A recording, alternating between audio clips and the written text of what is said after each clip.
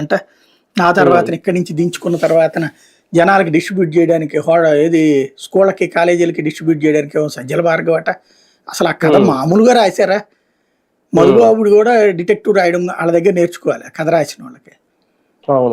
అట్లాగే ఇక్కడ కథలు రాస్తున్నారు. కథలు అవసరం లేదు, సింపుల్. జగన్ టైంలో తిన్నాడు, తిన్నాడు ఎంత పట్టుకొచ్చేస్తే అయిపోయేది కదా. తిన్నాడు అనేది రాజకీయ ఆరోపణ.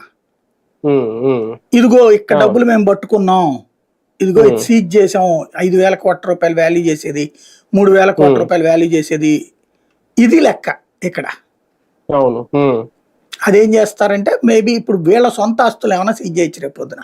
కసిరెడ్డి దాంట్లో సొంత ఆస్తులు ఉన్నాయి కదా, ఆ ఆస్తులు రేపు పొద్దున ఏమన్నా సీజ్ చేయడానికి. ఎందుకంటే ఇప్పుడు ఏదో ఒకటి చూపించాలి కోర్టుకి.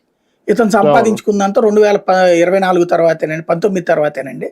ఇవన్నీ కూడా ఇందులో ఏనని మేము భావిస్తున్నాం, ఫర్దర్ ఎంక్వైరీ చేస్తాం. ఇప్పుడు ఇదివరకు వైసీపీ వాళ్ళు అధికారంలో ఉన్నప్పుడు ఏం చేశారు? చంద్రబాబు నాయుడు గారు స్కిల్ డెవలప్మెంట్లో తిన్నారనడానికి సాక్ష్యమే ఉన్నారు. అకౌంట్లో డబ్బులు పడ్డాయి తెలుగుదేశం పార్టీ కార్యాలయానికి సంబంధించిన అకౌంట్లో. ఆ డబ్బులకు సంబంధించిన అకౌంట్స్ మేము తీస్తున్నాం, అదంతా తేలడం కోసం ముందు మేము ఈయన అరెస్ట్ చేసాం. అవన్నీ తేల్చలేదు కాబట్టినే బెయిల్ ఇచ్చేశారు. అట్లాగా ఇక్కడ సమస్య బెయిల్ రాకుండా ఉండటం కోసం ఇది ఒకటి చూపెడుతుంటారు ప్రయత్నం. ఒకదానికి ఒకటి లింకప్లు ఇక్కడ అంత మించేం లేదు.